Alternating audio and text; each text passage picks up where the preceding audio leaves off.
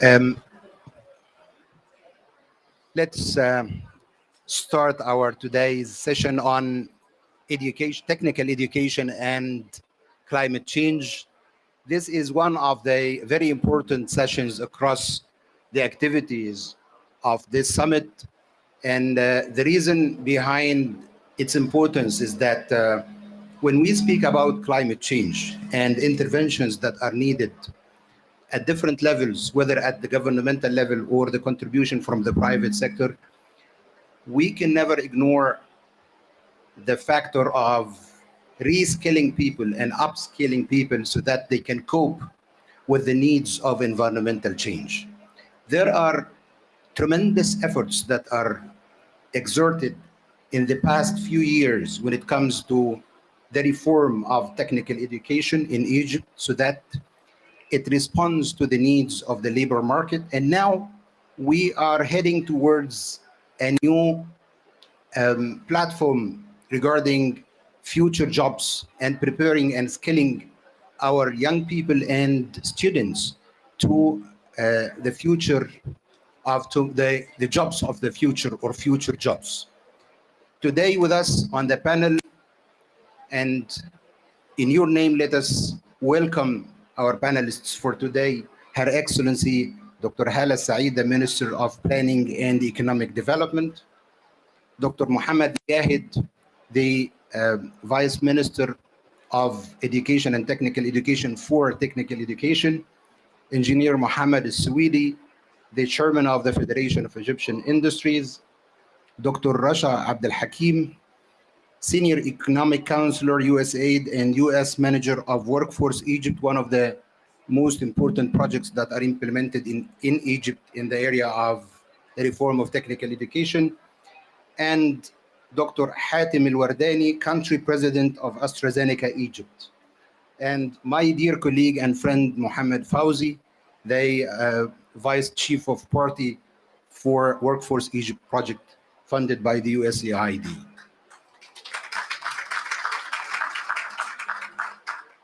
The way we are going to manage this session is through delivering directly 2 rounds of questions to our panelists, and we will start with our renowned guest, Dr. Hala Saeed, asking about the platform that has been established for sectors skills councils in Egypt as the first step to establish several sectoral skills councils that provides partnership between the private sector and TVET authorities, people in charge, so that plans and labor market information systems could be planned accordingly.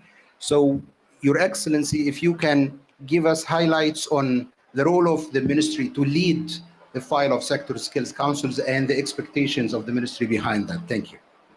Thank you very much, and good afternoon, everyone. And let me start by thanking the Federation of Egyptian Industries for organizing this very important sessions. Always talking about employment and skill set is very important for our future. We are a country that is privileged with 60% of its population that are young. So being a very young population, skill set and skills and employment is very important for the future of this country. And let me start by saying, talking about the Sector Skills Council, let me first elaborate and clarify that this is part of the structural reform agenda for the Egyptian government. The government has embarked on a structural reform agenda 2 years ago. This structural reform agenda, why did we start to do this reform agenda? Because Egypt has passed through different reform programs. Usually the reform programs focused on the monetary and fiscal side of the economy. We never touched the structural imbalances that is in the system. And basically, we have a lot of structural imbalances that we need to tackle and reform.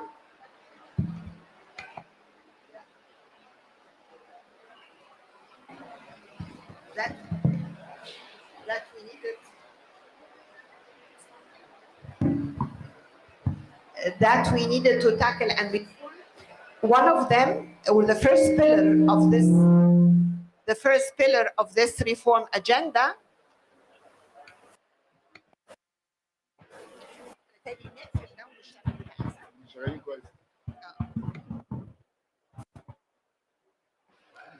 the first pillar of the reform agenda is tackling the real side of the economy. So we're focusing on the agriculture, manufacturing, and ICT. And why we chose these three sectors? Because they are the sectors that are basically will make the economy more resilient, will make the economy more competitive, will help us basically export more. So this, we have our foreign exchange receipts coming from sustainable resources. The second pillar, which is very important in a country that is populous, is the labor market. And we usually say that we have a gap between the supply and demand. We always say that we have a gap. Our graduates do not fit the market needs. Why? Because the market needs are very dynamic, and the conventional education system always get people that are basically coming from a conventional system. So they always the supply does not match with the demand. That's why for the first time, we are tackling the supply side of the labor market. And this is for the first time the government of Egypt tackles the supply side. That's why the outcome of the supply side should be very dynamic. That's why we work with the Ministry of Technical Education, Ministry of Education and Technical Education, and with the Federation and with the private sector in order to see what are the skills and what are the competencies that we need in the graduates.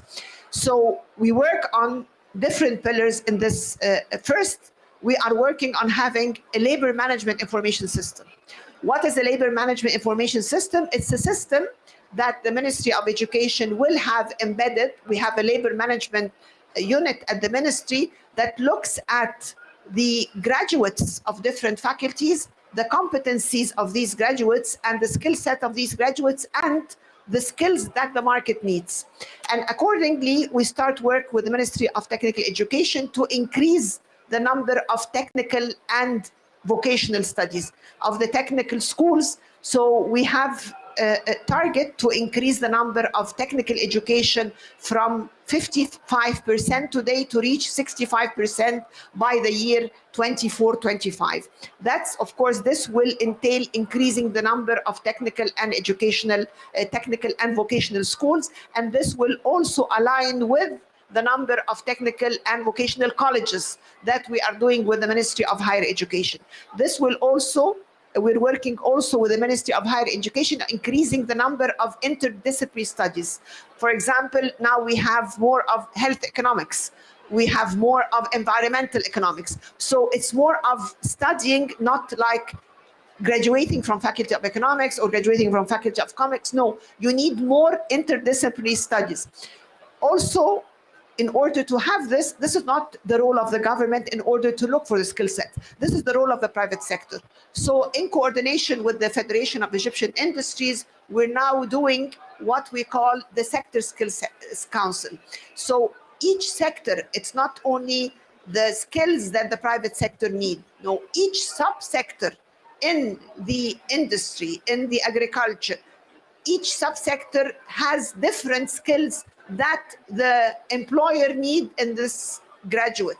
So what we do as a ministry or the government, the role of the government is putting policies and facilitating the role of the private sector.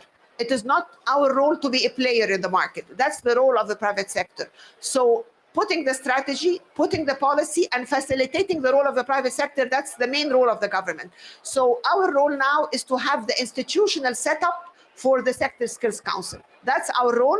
We're working with the private sector and with the Federation specifically to have this platform of the Sector Skills Council.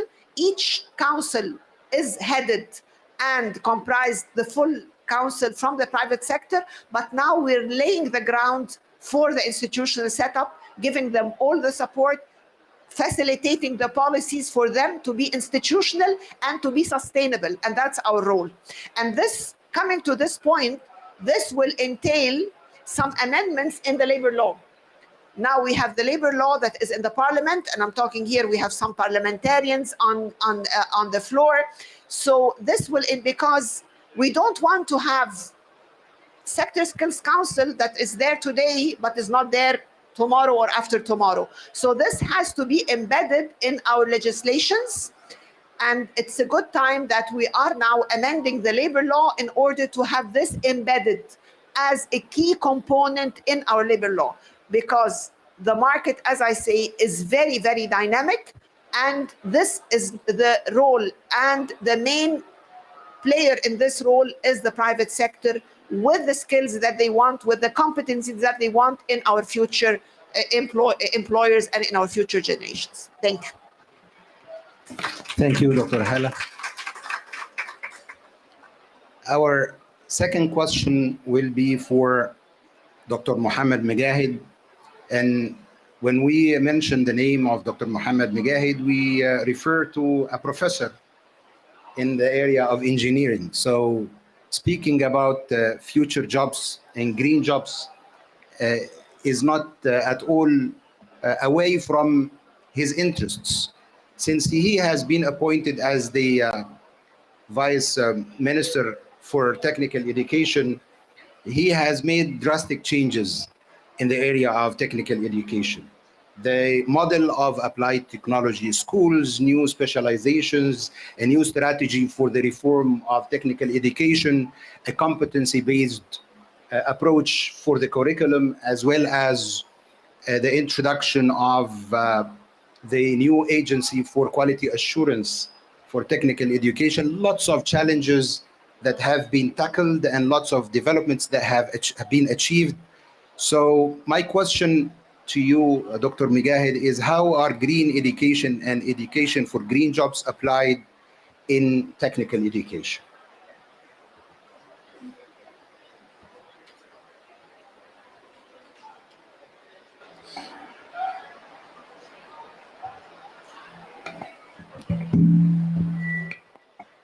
Thank you, Dr. Khaled. Thank you very much. My greetings to Dr. Hala and to Engineer Suedi and to all attendants and guests. Regarding the green education, let me summarize what has happened in Egypt since 2017.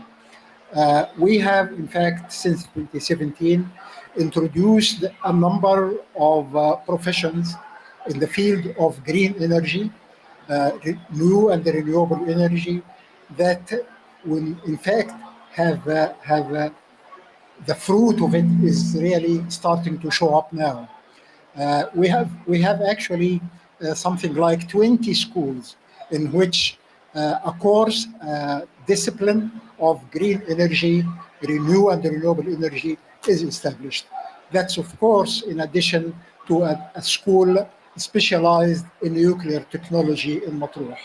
So what is the advantage of this? First of all, we cooperated with an international development agency, that's the USAID. In the previous project, they designed the project, they trained the teachers, they provided some labs. In addition, the EU project funded by both Egypt and the European Union have provided extensive labs in about 9 schools.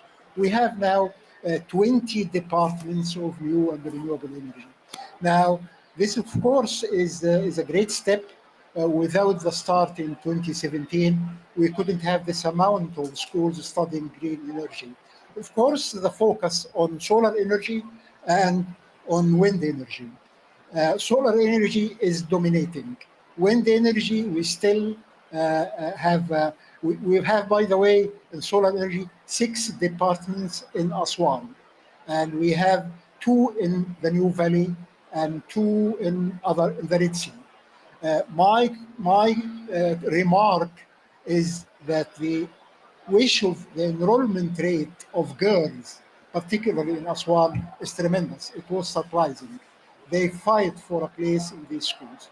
So this is really the good step that we have established this since some time. I must say that this is the time for green energy, because what Egypt is going towards now of producing and managing and transporting green hydrogen is really do need those frequencies. I would say that our next step is to prepare technicians for the jobs of green hydrogen, green ammonia, not only manufacturing through electrolysis, but also transportation, management, fueling, because hydrogen is going to be a replacement of natural gas in the very near future. And Egypt is actually a good candidate to be leading the world in this. The technology is not fully developed yet. And this is the time to start preparing our technicians to work in this field of green hydrogen. Thank you. Thank you, Dr. Mujahid. And our third panelist is my boss, Engineer Mohammed Al-Swedi, the chairman of the Federation of Egyptian Industries. And when I speak about technical education, I'm touching a file that represents the passion of Engineer Mohammed Al-Swedi.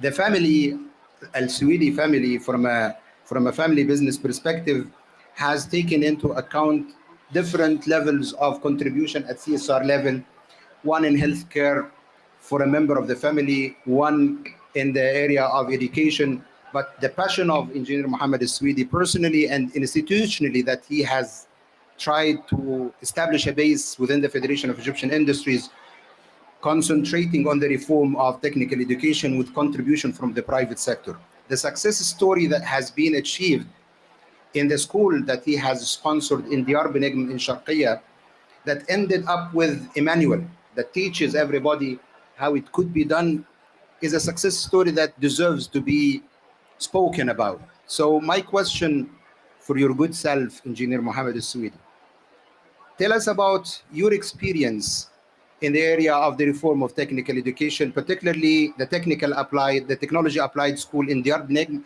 and what are the rules that you have enforced, what are the challenges that you have faced, and how do you foresee the future of this experience, not only in Diyar Benegm, but at a scalability level in other schools? Thank you, Khalid. You made the introduction already, and I have nothing to say more, but طبعا Your Excellency, dear guests, technical schools, maybe Dr. Mujahid knows that me and him, I think since 2016 or 17, we tried several times to tackle this issue with the government, but the response was not like what we had right now. We believe a lot at the Federation that the technical schools and technical education is our responsibility as private sector, not the government's responsibility. And we made a study all over the world. What's our role even as business to develop it, and what's our role as a CSR project? I mean, it's not the matter that you're just spending money or whatever. It's matter that you make sure that you get the quality needed, because when you look in investment, one of the main attraction points for any country is labor, the quality of labor and availability, and the mix of labor, what's available in the market. This will attract, and I think that what happened in China a long time ago, and now it's happening in Vietnam and in other countries. So it's our role to do it, because I'm the one who's benefiting from upgrading the schools and all that. But we didn't agree with the government. The government, they have a way of management, we have a way of another management. And really, I want to mention it, one of the main points, when we discussed with Dr. Tariq Shawki, ex-Minister of Education, he believed in that. And he said, okay, you're the private sector. Here is the school. Here are the teachers, whatever, and you manage it. So actually, we made tests for the teachers, and we made other different tests even for the students. Okay, he has the grades, that's good for him, but that's not enough for us. We have different level of tests, and this make attraction for the people to come. But at the end, it's you make sure that the quality is what you need, or maybe even some better than you expect. And there are management companies that manage schools, and they're now available in the market. But to make sure that you get the best quality, you have to accredit the certificate by any international firm. So make sure that this certificate is based on the international level. And the second thing, you're giving the hope for any graduate that he can go either work in Egypt or maybe travel. As Dr. Hala said, they're part of our income, even as foreign currency. I hope that technical education will be one of the main parts that attracts us. The council, even that Dr. Hala has done now, this is the best model that we can have. It's how they support what we want. We are the bodies that says, yes, we need these kind of graduates in these sectors because the business changes all the time. And when we started even discussing that, we found that every company, they choose the sector that they want. We don't tell them, but they choose and they work on the curriculum and all that. So now it's really based on what the market needs and not what the government just delivers. So there is a good relation now that we made even an agreement with the government. We had a meeting with Dr. Mustafa Mbouli and the Minister, Dr. Reda, and Mr. Amr Busela, Dr. Muhammad, that any new school, they just deliver to the private sector and we manage it. So now we make sure that all the new technical schools will be based on the needed, the market needs and the quality that we expect. Plus, you can imagine when you put your name on a school, so definitely you will make sure that this school will last forever, inshallah, and you have to make it on a good quality because any bad product will be affected. So most of the people, they want to make the best out of it. When we made this model, and it's not only ours, there are several models, who found out that there is very good appetite from the industry, from the private sector, because they found a way. It's a very easy way that you can tackle this, and you can even invest in it as a CSR project for what you need. So now it's, alhamdulillah, we're finding lots of, we say, customers for the new schools, and the agreement that we've done with the government now, plus what Dr. Hala has said, even as the relation of what we need at the market, this is going to be the best outcome for technical education, inshallah, for the future. Not only for schools, even we're tackling more as higher education, but we started now with the technical schools, and during the past few years, now the families has changed their mindset concerning technical schools. 5 years ago, when you say technical school, that means, okay, there are the losers and the bad guys. And actually now they are paying more money than maybe normal for some private school because they believe this is the quality they need their kids in. I'm sure that all the graduates, by the way, they're getting paid very good salaries, even better than the old ones, because they are have been educated or been taught on a higher level. So there are huge market needs now. Inshallah, we're hoping within years that's the start, and inshallah, the support of all of us will reach the best we can. Thank you very much. Thank you. And now my question to Dr. Rasha Abdul Hakim.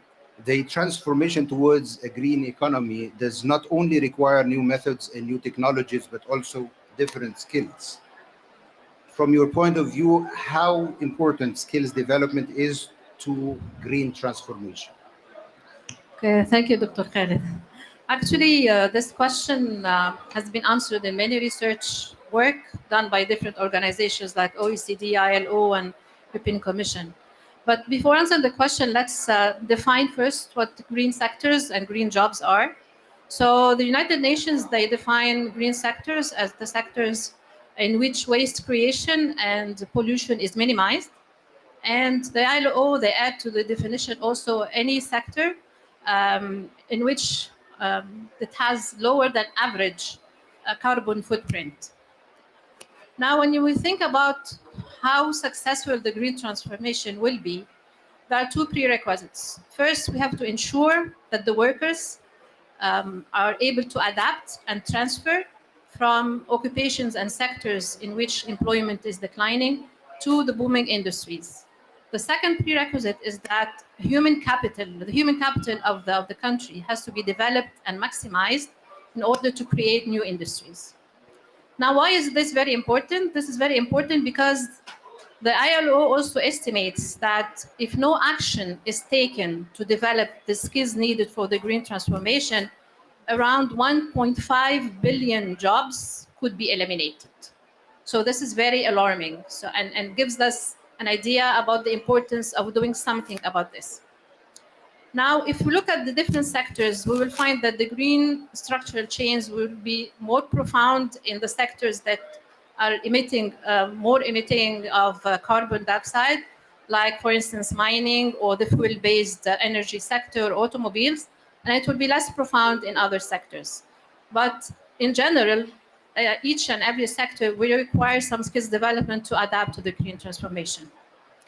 It is also interesting also to know that when we develop the green skills, this in itself will have a driving force because it will attract the investments by private sector in the green industries. So when we are proactive and develop the green skills of our labor force, this is going to encourage the private sector to invest in the green sectors. Now, in summary, if we want to summarize what would be the skills needs when we look and talk about green transformation, there are three main ways in which the greening of the economy will impact skills needs. First of all, the change in the structure of the economy and the way jobs are performed is going to increase the demand for for skills in certain occupations and will decline the demand in other occupations. So we will need to upskill the skills of those displaced workers. That's the first way. The second way is that with the green transformation, we're going to have new activities that are going to create new occupations that will require new skills. So we need to make sure that we have those skills built into our labor force. And the third way is that many of the existing industries will experience some greening changes in their existing tasks. And this will require also changes in the skills set and retraining. One last point I want to make about this is sometimes when we talk about green transformation, it automatically comes to mind that this is going to cause a decline in total employment.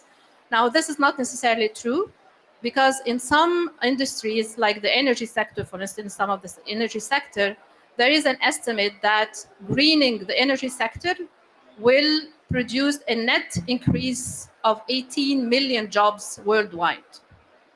Another estimate is that if we embrace a circular economy based on the reuse and recycling, this will also create a net increase of 6 million jobs worldwide. So it's not necessarily true that greening will lead to decline in employment. We can have a net increase in employment, but this is contingent upon the fact that we have to be proactive and build the green skills of our workforce. Thank you, Dr. Rasha. And before I move to our next panelist, allow me to welcome His Excellency Ambassador Håkan Emsgaard, the Ambassador of Sweden to Egypt, who will have an intervention with us today as well. Our next panelist is my friend and ex-colleague, Mohammed Fawzi, who is the Vice Chief of Party for Workforce Egypt project funded by the USAID.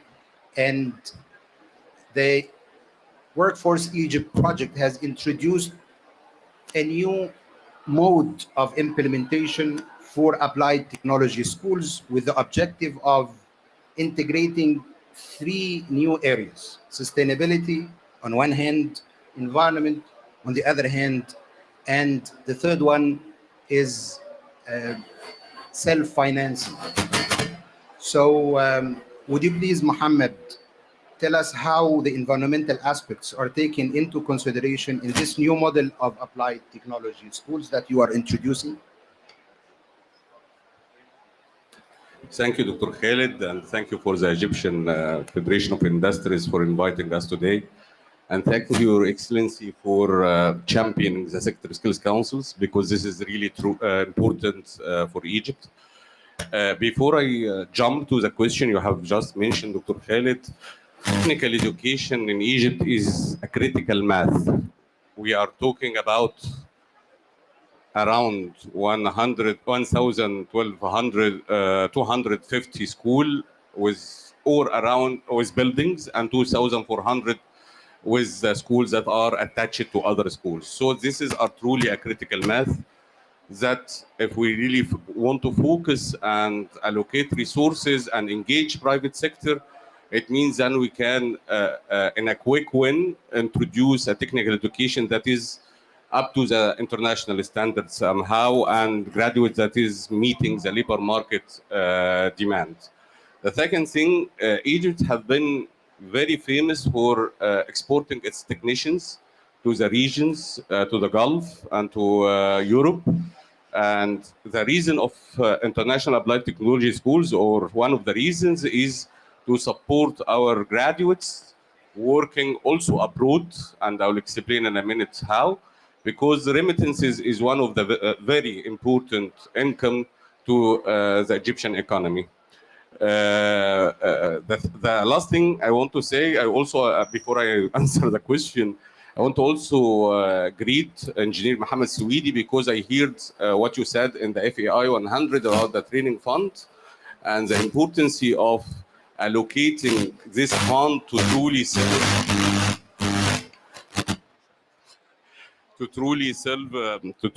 the technical education and vocational training. We are talking about fund that is with billions of pounds, and this fund can really contribute to the reform of the technical education, not only technical education, vocational training, as well as other initiatives like sector skills councils that is needed to support the reform in Egypt. Regarding the IETS, of course, is a model that is affiliates to applied technology schools. So it's kind of a sub-brand of the applied technology schools, and this sub-brand have certain characteristics. One of the relevant characteristics to the COP27 is, of course, its green and smart dimension, because regarding the green dimension, we are really focusing on an eco-friendly, environmental-friendly school.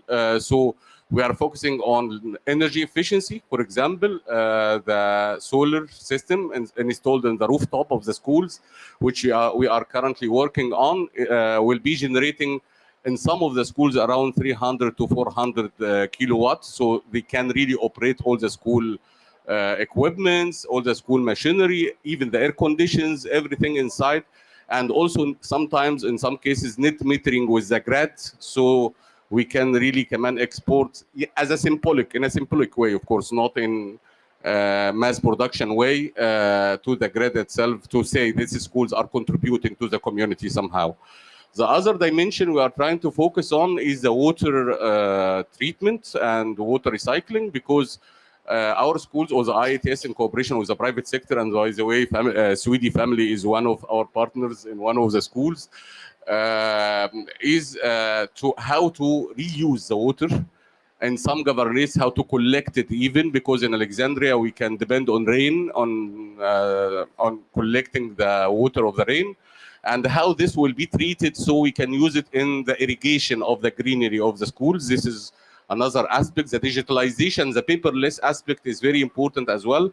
The schools, the plan is to be equipped with sensors, so rationale the water usage, as well as platforms, developed platforms to do the learning and the management, even the internal correspondence to be paperless environment. The last thing here I want to mention is the selection of the partner itself. We were lucky as Workforce Egypt, which is funded by USAID, to be selective in terms of the partners that is environmental friendly companies. So, for example, as I said, with Sweden, you are doing software development, which is harmless to the environment somehow. Even when we had cases with fertilizers company, which is really huge fertilizers company, Evergrow, we did our due diligence. We worked together. We ensured the zero waste. We ensured emissions that is up to the standards. We also ensured the recycling of the steam that is used inside the factory to generate electricity. This is why we are targeting and selective about the partners to be, again, environment friendly, as well as introducing to the market graduates that can be eligible or qualified enough to be exported outside Egypt as well. This is why English is either first language or second language in the schools we are intervening with. Thank you, Dr. Khaled. Thank you, Mohammed. And now, our next panelist is Dr. Hatem Al-Wardani, country president of AstraZeneca Egypt. And when we speak about the role of private sector firms in technical education or in education at large, we're not only speaking about CSR initiatives. We're speaking about creating shared values. We're speaking about sustainability. And I might recall what we have introduced 2 years ago as the Federation of Egyptian Industries in our conference in Luxor. The slogan of that conference, when it has been first inaugurated, was from charity to sustainability. So it's not a matter of charitable activities, but achieving SDGs and the role of the private sector in achieving sustainability or sustainable development goals. Dr. Hatem, you have a great initiative that is related to awareness raising and educating youngsters in technical schools and in public, in general schools, on environmental aspects, as well as tackling 4 areas which are considered most vulnerable in Egypt, in Old Cairo and in Asmara. Would you please highlight us more on what AstraZeneca is doing in this regard?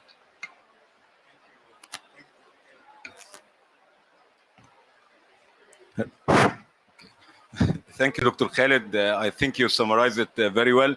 Your Excellency, Dr. Hala, Engineer Swedi, and all dear guests, pleasure to be with you today and presenting our strategy for the sustainability of youth generation. However, if today we are speaking about green economy and green energy, I believe we need green minds. And here is the project that I'll be talking about. And in fact, if you visit the WHO pavilion, you will see that the price of climate change is paid by our lungs, which means that we have lots of things to do in order to fight air pollution and climate change, and definitely smoking cessation. I believe it's a main cause of death, where cardiovascular disease and heart disease are major contributor in death in Egypt. So from AstraZeneca perspective, we do believe that healthy planet is a healthy people. So they are very much interconnected, the climate and health. For that, we have launched the Young Health Program, which is a global project available in almost 30 countries around the world. The objective is to change the behavior of the young generation, to increase the awareness about the non-communicable disease, smoking cessation, and different behavior related to the climate, and has been launched here in Egypt since 2 years back, and in partnership with 5 ministries: Ministry of Youth, Ministry of Education, Ministry of Health, Ministry of Environment, and Ministry of Social Solidarity. The objective is to reach 7,000 young generation from the age of 15 to 24, and from the vulnerable area, as you perfectly said, in order to raise the awareness and the education about the impact of climate change and what we can do, as well as change the behavior of the young generations. So far, we have reached almost 200,000 young generation and youth. And also we have complemented that with a project in a partnership with the Swedish Embassy and Shagara Foundation. And now we have the presence of Mr. Ambassador Hakan if you'd like to comment on Shagara project. However, I believe the floor maybe later Mr. Hagan could give more details about it. However, it has been done in several schools in Egypt also to change the behavior of the young generation. So I believe the private partnership, public partnership is really required. Investment in prevention for the young generation to make them ready for driving the future of our country. Thank you. Thank you very much, Dr. Hatem. And now can we have His Excellency Ambassador Hakan Emsgaard to highlight what is the initiative that the embassy is introducing and how efforts are exerted to transform schools into green schools through the implantation of roofs of these schools. Would you please highlight us more on this? Would you please come to this?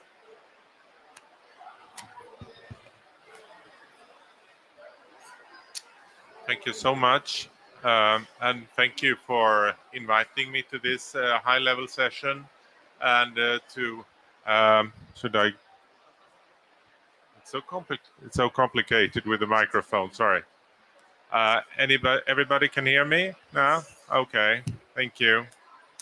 Now, I'm really grateful for being invited here by you, and I'm also very happy for the cooperation we have regarding schools, the greening of the schools, together with AstraZeneca and together with other Swedish companies.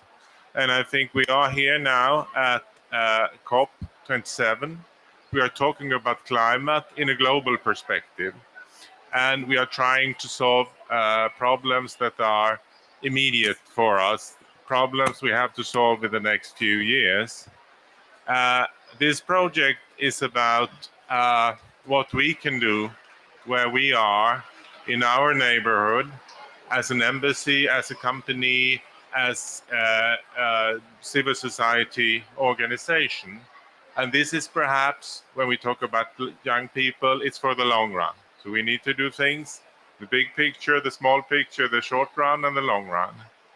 We have been working with Shagara for 3 years now.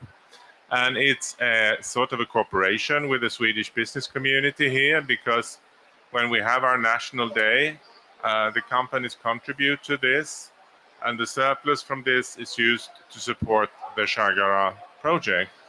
And this year we will be supporting the Tahia Masr 5 school in Al-Asmarat district of social housing. And what we do is that we enable the schools to build a garden where they can learn to grow things, to harvest things, how nature works in that sense, but also, of course, many other things, such as the importance of recycling of organic waste. And for me and for the embassy, it's really a pleasure to do this. And I think if I may say one small thing about the learning and the garden in the context of the learning, and that is that the children who do this, they learn with all their senses. They can see, they can read about this, they can smell, and they can feel the nature, and a nature which is not always very close if you are in the Cairo environment. So again, it's a pleasure for me to be party to this, and we will certainly continue to work with AstraZeneca, other Swedish companies, and Shagara on this project. Thank you very much. Thank you, Your Excellency. And with this last intervention, we come to the end of today's session on technical education and climate change.